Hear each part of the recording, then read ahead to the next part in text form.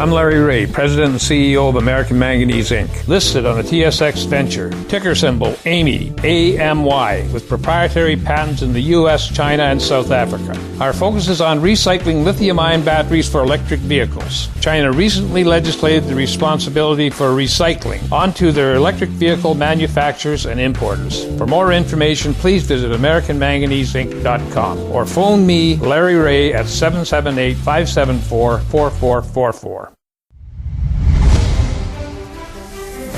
Welcome to the Goddard Report.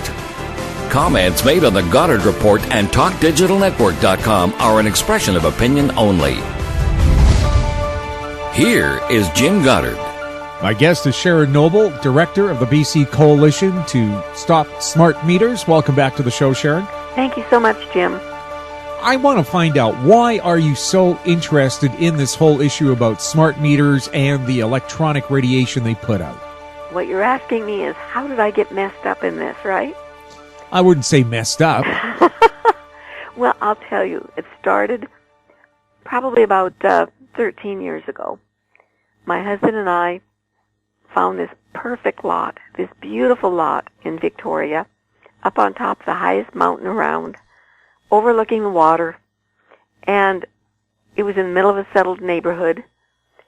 And we were trying to find a house. We couldn't, but we found this lot, and we decided that's perfect for us. Across the street were two antennas. We found out that they were Roger antennas, and they had 3 FM transmitters on them. I checked with Health Canada. I checked with the City of Colwood. I checked with the City of Victoria. Everybody told me they were safe. So we built our home here. We built our dream home. We love our home. About a year later, we had our neighbors in, and a few of them started talking about some problems they were having trouble sleeping, waking up with night sweats.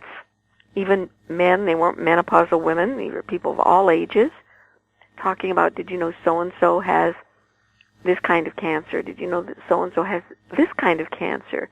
Did you know that so-and-so's dog died? Well, so-and-so's other dog died too, and on, and I'm listening to it, and I'm thinking, this is really strange. And I asked them, when did all this start? And they said, well, just in the last 2 or 3 years. And I said, well, when did these towers get put up? Oh, just 2 or 3 years ago. All of a sudden, it was like, click. They had argued and fought with Industry Canada because the law, well, the regulations are that these things should not be built any closer than 12 miles from homes. Yet Rogers told Industry Canada that there were no homes here. These homes had been built in the 90s. They were here in 2000 when they put these things up. They lied. The neighbors complained. They went to Industry Canada. There are hundreds of articles that they've written. Well, hundreds, that's an exaggeration, but a lot of articles written in the Globe and Mail. They wrote to the Minister of Health. They really fought hard, and they wouldn't budge. Industry Canada admitted it was a mistake. There's a letter from Alan Rock, who was the Minister of Health at the time. He said it was a mistake, or he was Minister of Industry Canada, I think. One or the other. I'm sorry, I don't remember which. And he said it was a mistake. It shouldn't have been put up here. But now that Rogers is up here, there's nothing they can do about it. So I started writing to Rogers. And I said, you say that you're a good neighbor. You put these up as close as 30 meters from homes. They're just across the street from me, maybe 100 yards away. And I said, do you know that these are making people sick? And they got back and said, we will move because there was another place in town on another mountaintop where nobody is living. It had equally good reception for them. They said, if you pay us $3 million, we will move. I went to the federal government. I went to Keith Martin, who was the MP at the time. He said he could raise $1 million. He said he would help me get the other $2 million to get these things moved after he was elected. I worked on behalf of Keith Martin. After he got elected, he didn't remember that conversation. Anyway, the meters are still here. Now we have 25 cell towers, transmitters on them as well. Rogers is selling the space, even to Fido, a U.S. company that is the cell company that is shipping it over to the Port Angeles area, because our view is straight over to Washington. The view is 360 degrees, so it covers everywhere. It's perfect for the cell transmitters. But that's how I got involved. My neighbors have been sick, animals have been sick, and our property value is basically zip, especially since people have become more educated.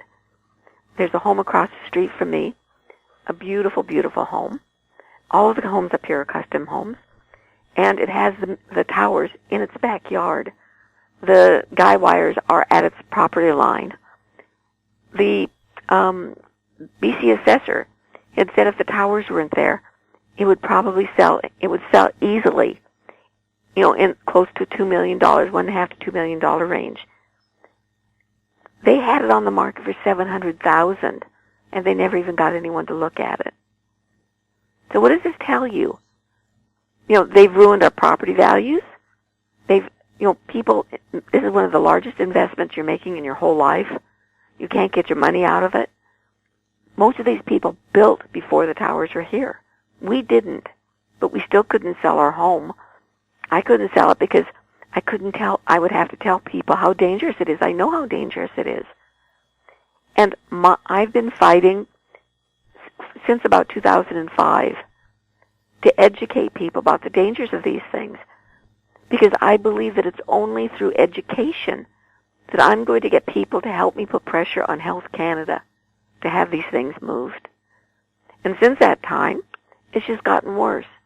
Cell towers are everywhere. They're now on top of apartment buildings.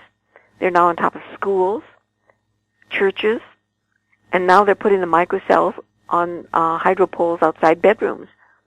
Smart meters that have the transmitters that are emitting radiation all day long. It's getting worse and worse and worse. Far worse than it was when I started, 11, 12 years ago.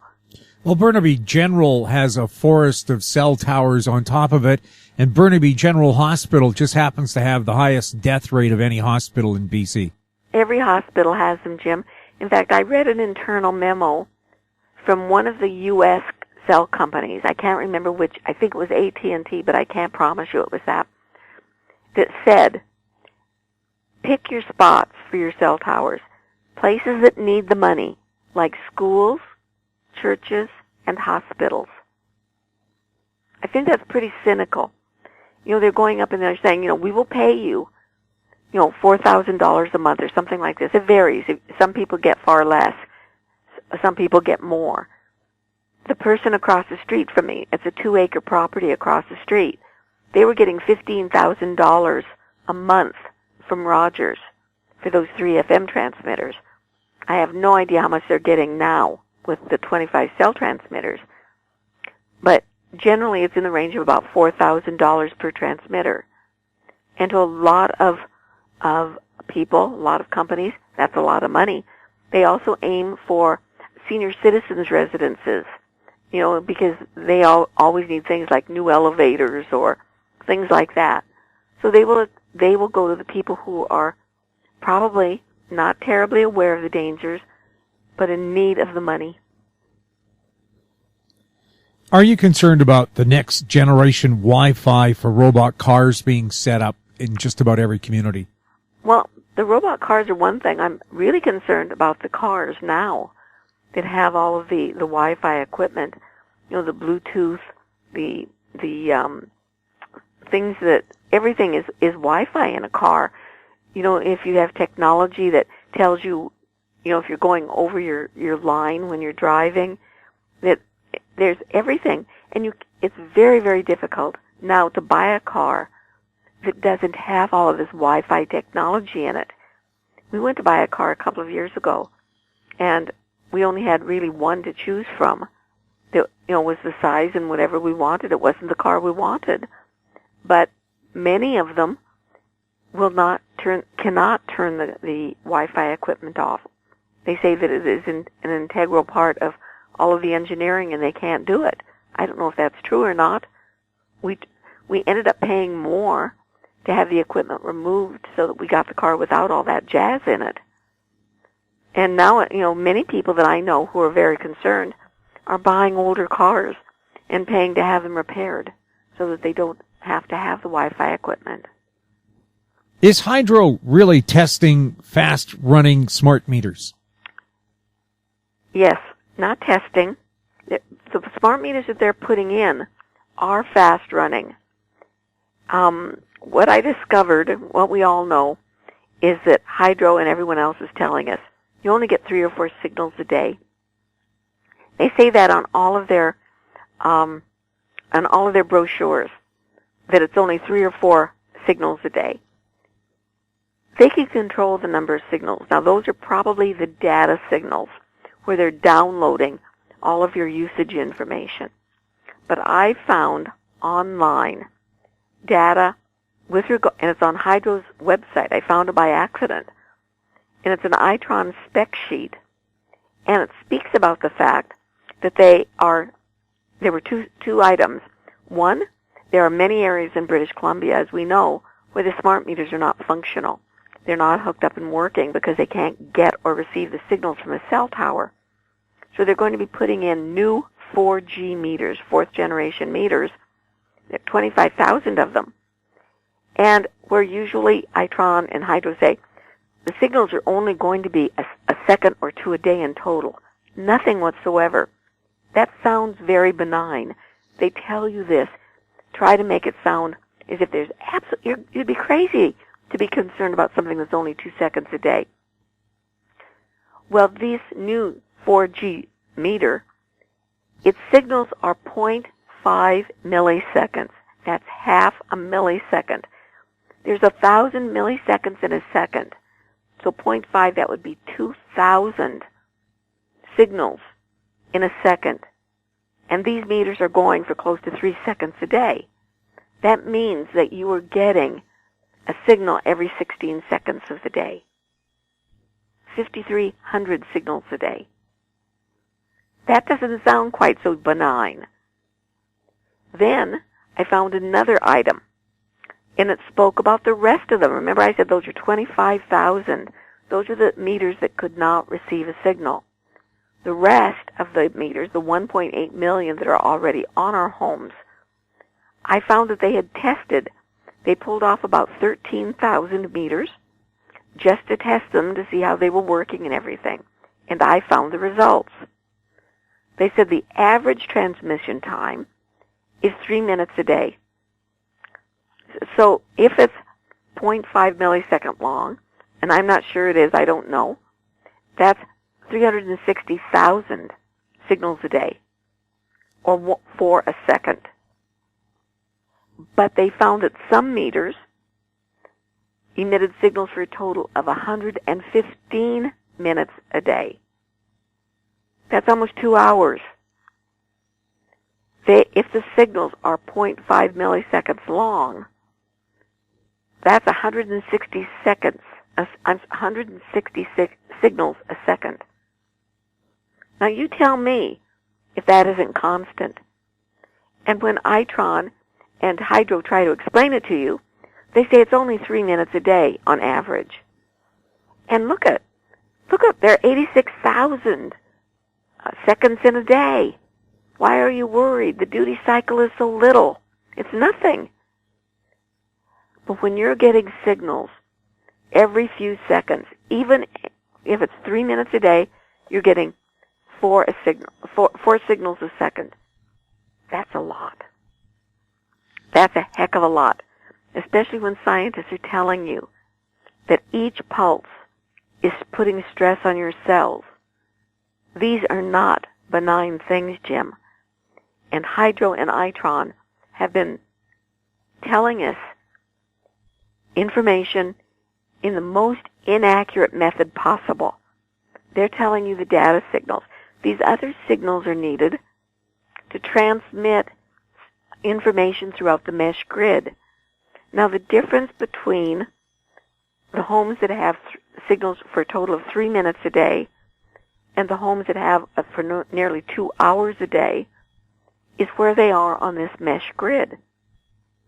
The homes that on a mesh grid, what's happening is each smart meter is talking to the other. That's how Hydro knows if there's any outage. If there's a home there that doesn't send the signal back, they know there's a problem. Hydro is getting these signals back and forth all the time. They're not data signals, they're status signals. And if you are closest to the collector, then you're getting these signals back and forth from these other 1,000 homes all day long. If you're at the far end, if you're at the last house on the grid, you're probably only getting it for maybe a minute a day. So it's all where you are on this grid. That's the key. And you don't know where you are on the grid. So you don't know whether your meter is active for a minute a day, a second a day, or 2 hours a day. And each one of those pieces of time is broken up into milliseconds of signals. I don't know if I've explained it clearly. It's kind of complicated, I know. But it's like, think of it as a strobe light.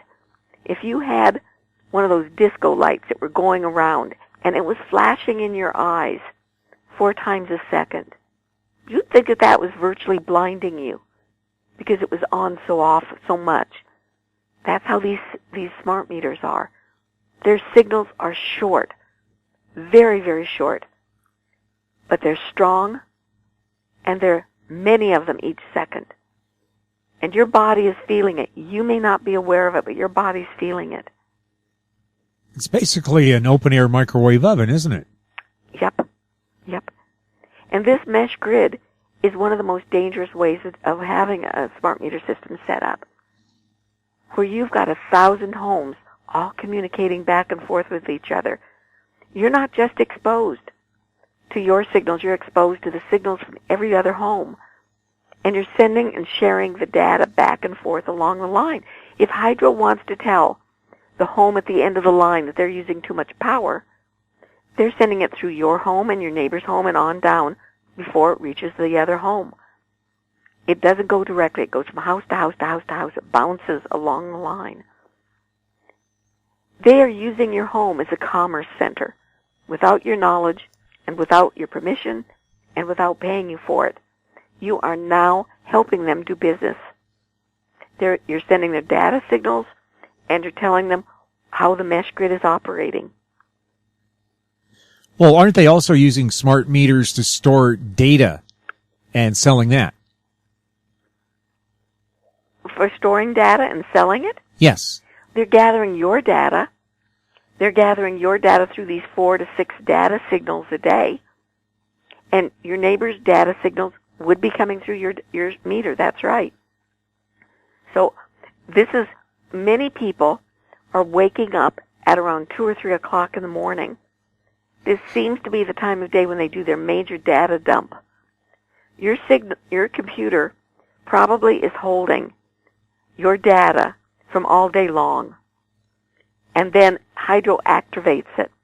So say at 2 or 3 o'clock in the morning, all of these signals from these 1,000 homes in the mesh grid are working their way through all the homes to get to the collector. That's called a data dump. And that's why many people are waking up at 2 or 3 o'clock in the morning every morning, and they can't figure out why. The same thing happens with cell towers. The companies do their data dump when they think it's the slowest time of the day, when the fewest people are using their appliances. We'll have more with Sharon Noble right after the break. GEM International is a new diamond explorer in the richest diamond producing country in Africa, located next to the 4th largest producing diamond mine in the world. International Spotlight is on an 1109 carat diamond recently discovered in Africa by a fellow Canadian junior with a proven operator and finance team. GEM International trades on the TSX Venture Exchange, symbol GI. Visit us at gemdiamondmining.com. In Goddard we trust. Welcome back. We're speaking with Sharon Noble. Sharon, you talk about the risks of power density from these transmitters. Can you maybe explain that and tell us why you're concerned? Yes, power density is the way that radiation is measured. This microwave radiation is measured usually in microwatts per square centimeter or watts per square meter, things like that, terms like that. This is how Safety Code 6 at Health Canada measures. That's how they talk about it. Now, Itron and Hydro has said that the smart meters have very low power densities. Hydro on its website says that it's 0.5 microwatts per square centimeter. 0.5. That's still higher than scientists say is safe, but it's pretty low. I went looking again. Once I found the number of signals, I wanted to see what else was on there. So I did a really good in-depth view. I found a statement from Itron showing that the average, this is the averages, this isn't the peak. You can do a whole lot of stuff with averages. The 900 megahertz, which is the transmitter that is on all day sending these signals back and forth, the ones that I was talking about, are 227 microwatts per square centimeter. Not 0.5, 227. That's 83% of the allowable limits, according to Safety Code 6, which is one of the worst guidelines in the world. In addition, they've got a Zigbee chip that's not activated yet. That's an internal, that's a second transmitter. When that's activated, it's going to be on average 258 microwatts per square centimeter. And Hydro is saying 0.5. This is going to be 94% of this extremely terrible exposure limit. This is dangerous. And this is completely different than any of the information that we've been told. And for comparison, scientists in the Bioinitiative report are saying in your home, you should not be exposed to anything more than 0.01. 0.01 versus 258. That's a pretty scary comparison. And we're not being told the truth. On all of their brochures, in all of their propaganda, in all of their selling documents and everything, they give this misinformation. Now, think of an average. When you get to an average of 258, and they're saying that their signals are so short, when the signal's not on, it's 0. So for using their rationale, it's only 3 minutes a day. That means the rest of the minutes of the day, it's 0. So how strong are those signals to get the average to be 258? They're very strong. When were these regulations in Canada written up? The initial one was written in about 1970s. They were recently revised. It was the first major revision was about 3 years ago. We fought the Royal Panel that was reviewing it because it was loaded with a bunch of industry people. And the recommendation was, fine, keep Safety Code 6, it's just fine.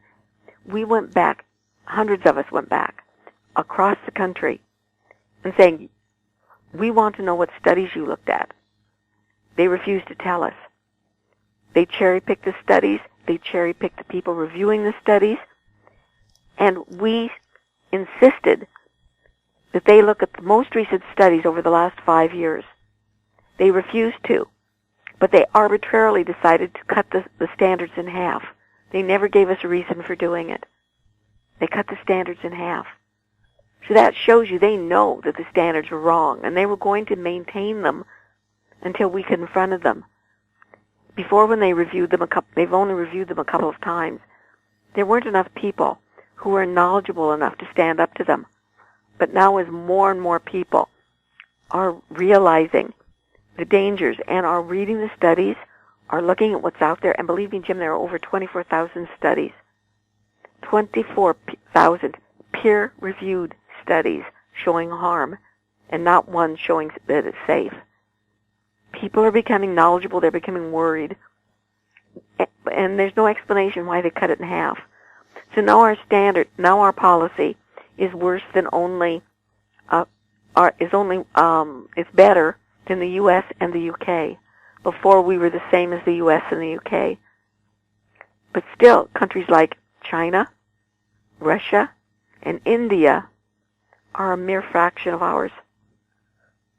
And those are countries where we suppose, I guess, in the West, don't care about their people. That's right. They are basing theirs on science. We're basing ours on profit. We let the industry guide us. You were saying in one of your newsletters, the International Brotherhood of Electrical Workers is now documenting the effects on their members who work close to radio frequency sources. Yes, as a matter of fact, the workers are having to report to work safety every time they work near any of these things, any transmitter. This is something that's of major concern, and I've got a YouTube that I've been circulating for about the last 5 or 6 years showing the hidden transmitters. Many of the workers, the IBEW workers, painters, roofers, people like that, are doing their work and they're being exposed to transmitters that they don't know are even there because they're hidden. The companies are putting facades on them. For instance, a Starbucks and a McDonald's. Those transmitters for Wi-Fi are hidden in the signs, are hidden in the cornices along the roof. And if somebody goes up there and is painting, they're right next to these powerful transmitters, and they're getting hurt. They're getting burned. And many of them will come down with cancer in a few years and won't know why. And so what the unions are doing now is saying every time you are doing any work where you discover that you're near this, they're saying we want signs out. Wherever there's a transmitter, whether it's hidden or not, we want signs out there identifying it. We want our workers to know. And then they can, if they know, they can say, no, I'm not going up on your roof until you turn your transmitter off. They can say, I won't change the marquee on your sign until you turn your transmitter off. These are kids sometimes even. They aren't even union workers. Kids at McDonald's are changing the marquees on the McDonald's signs and their Wi-Fi modems inside there. Things like this. This YouTube I have is from an insurance company telling its sales reps to warn their people that they could be sued for damages for these hidden transmitters. These are things that people need to know about, and they just don't. So it's very important. This is a very important thing for IBEW to come out with. So they're saying anytime their workers are working around any transmitter, they want them documented in their work safety area. What should people do if they're concerned about all these different RF sources and the poor regulations surrounding them? Best thing they can do is to educate themselves and then start getting involved. One of the things is that doctors don't know and the politicians don't care. I shouldn't say that. Many politicians care, but many politicians' hands are tied. The industry is too strong. We need to make sure that our politicians know that we want things to change. We know, Jim, that any time industry has been confronted with something that's dangerous, and the consumer affairs or someone says this is dangerous, it has to change, industry responds. When the cars had to have seat belts, people complained, no one's going to want to wear a seat belt. Now people do it without even thinking. Cars have airbags. They never used to have them before. I didn't grow up when there was an airbag. I didn't grow up when all these car seats were mandated. But people do it because it's safe. You learn that it's necessary in industry, and people adjust. The same thing happens. We can have cell phones. They can be safe. They can be made with different technology. We can have Wi-Fi. We can have internet connection. People now believe that you can't have internet without Wi-Fi. They think that they're the same, one and the same thing. That's how kids are being taught.